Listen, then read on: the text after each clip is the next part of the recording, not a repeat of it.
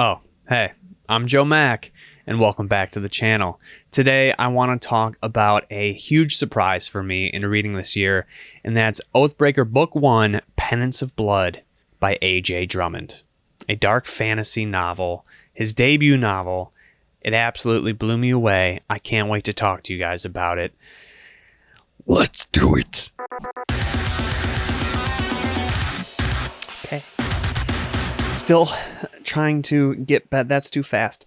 Still trying to figure this whole thing out. Very happy to have it, though. It's been, I don't know, I love it. Regardless of anything else, I'll figure it out at one point. But Penance of Blood, an absolute banger. I got to be honest. I had zero expectations going into it. Never heard of the author. Never heard anything about this book. Kind of just like popped up. And some of the people on the Red Company Discord for Sun Eater were going to read it, and I jumped in on that read along. And I'm so happy I did. This book slaps. I had such a great time in here. If you like Elden Ring, if you like Dark Souls, if you like dark fantasy, this is tonally right on point with all of that stuff. It is not ripping from anything. It is not a rehash of any particular story that's out there. Obviously, there's nothing original that exists anymore. So it does, borrow from other tropes and things that are going on, but it does it so well and ingrained within this world, you don't really notice it. And if you do, it's not like something that you're bothered by, or like, you're not even looking at the screen like, oh, I know what that, it's done so very well. It's in first person. Our main character is Alkin, and he used to be a knight of the Alder Table, but then the world went to shit, so that don't exist no more. Now to make up for his mistakes, to seek atonement, he is known as the Headsman of Sadis, and he has a badass axe with a super cool handle, wood handle that kind of like grows if it drinks his blood. It's done so fucking good, man. Oh, sorry. Sorry for that. It's done so good. The character work, fantastic. First person point of view. Alkin's voice is so strong.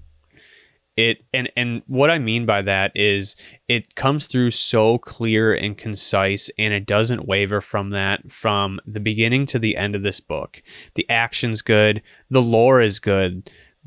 All the things that Drummond inputs into the story, all of the fantastical elements from the Fae, from elves to zombies to vampires to demons to magic setting.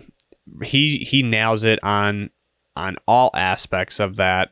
None of this feels like an indie book. None of this feels like a debut novel, really. It reads just so well. I can't praise it enough. And with that being said, I do want to say I do have one criticism, and that is that somewhere in the middle to later middle of this book, some of the voices of the characters and the dialogue that they're having does get weaker after the event that takes place, because this is going to be a completely spoiler-free video, no spoilers at all. It does come back where it needs to. But there is a period in this book where things taper, and I have no problem with that. If this was a 10 out of 10 the whole way, I would feel almost insincere when I talk about it. But so I'm happy that I do have something to criticize. And there are some political aspects going on in that moment that I personally didn't necessarily agree with, because I thought that they kind of went against the tone.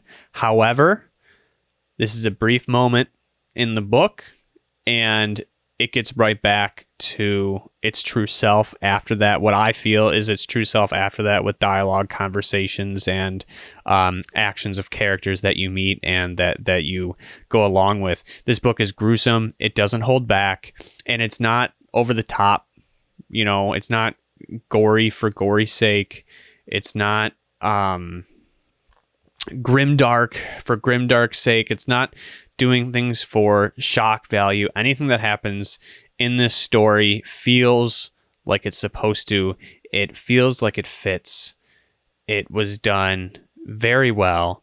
I really think if you are looking for a palate cleanser, if you are looking for something from an author that you haven't heard of, if you are looking for something a little fresher and on the dark side, if you're a fan of Abercrombie or even Gwyn, I would say grab this. It's cheap. When I got the Kindle version, I got offered the Audible audiobook for like just $5 more, so I got both for $10, which is a sick deal. Book 2 actually comes out, I think, April 22nd. If I'm wrong, I'll put something somewhere on the screen that corrects that with the correct date.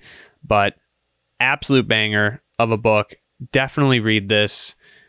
4 out of 5. I don't like numbers, but I'll go back to it here. 4 out of 5, 8 out of 10. This is a read it. Pick it up. It's worth it. Can't talk about it positively enough. I can't wait for the next one. I love this. Drummond's voice, fantastic. Alkin is a great main character. Katrin, one of the side characters, is phenomenal. The lore, I'm so intrigued. Really, really great book. Are you going to pick it up? Let me know. Get in those comments. Love you guys. Bye.